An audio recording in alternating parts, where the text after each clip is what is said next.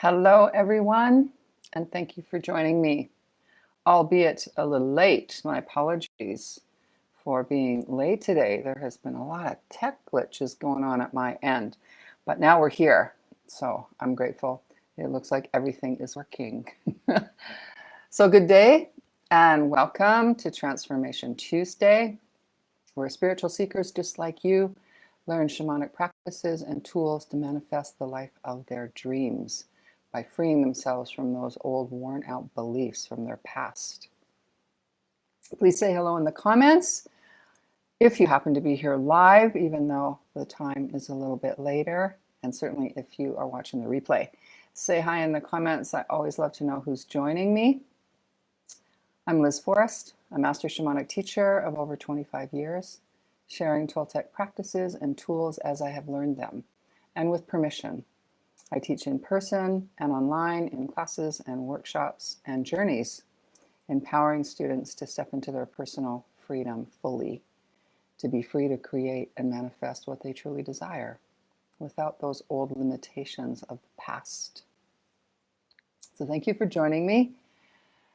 And hey, did you know that yesterday, April 22nd, was Earth Day? You could say yes in the comments if you were aware. And you could say agree in the comments if you do agree with me that it's probably never been a more important time to remember our bond and connection to the earth as right now. The earth is our true home. She supports all of our life in all its forms that live on and in her. And through strengthening our connection to the Mother Earth, we can all heal and also align ourselves to be stewards of the earth rather than part of the problem of her destruction. And we don't have to look very far to see all the destruction that is happening on our planet. One of my teachers told me a long time ago that we can heal any wound inside ourselves. We just simply look into nature for her to show us how to do that. And that's really been true for me. Yeah.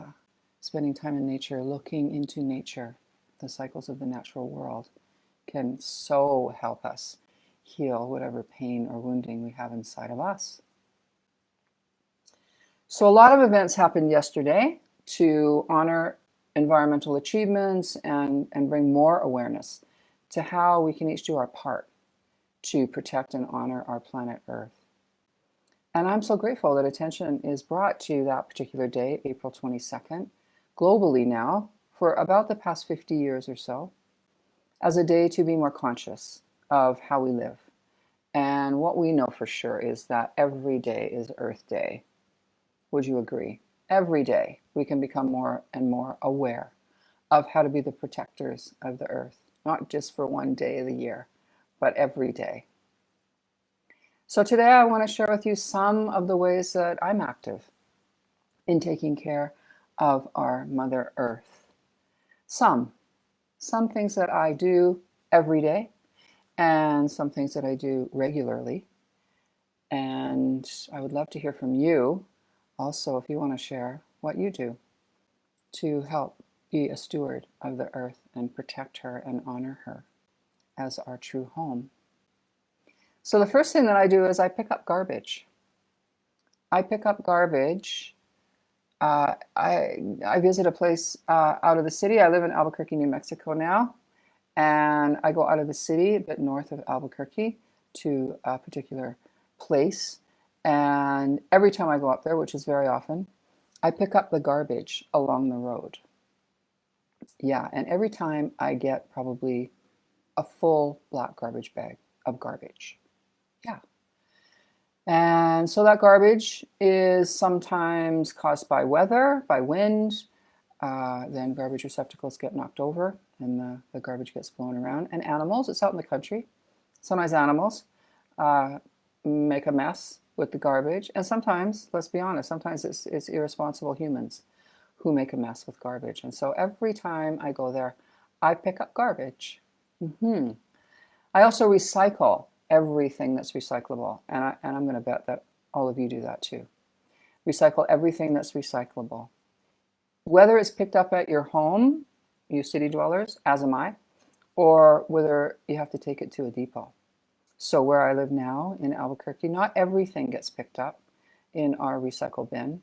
I have to take some things to different places, to depots, rather than have it go in the landfill. So things like, appliances and our devices, all our technical stuff that wears out and breaks down. There's places to take that. And so I do that. I take it to the depots if it doesn't get picked up. At my house, and I know living in the country, which I have also done for a long time, is that we don't get recyclables picked up. We have to take them, to a recycle depot. So that is very important, as we all know, to do. And something else that we do here, my partner and I are great gardeners, and we grow a lot of vegetables and fruit and flowers and bushes and trees. We're really into it. And and something that we're passionate about is planting flowers and bushes that are bee and other pollinator attractors to support our ecosystems, to produce the food that we eat.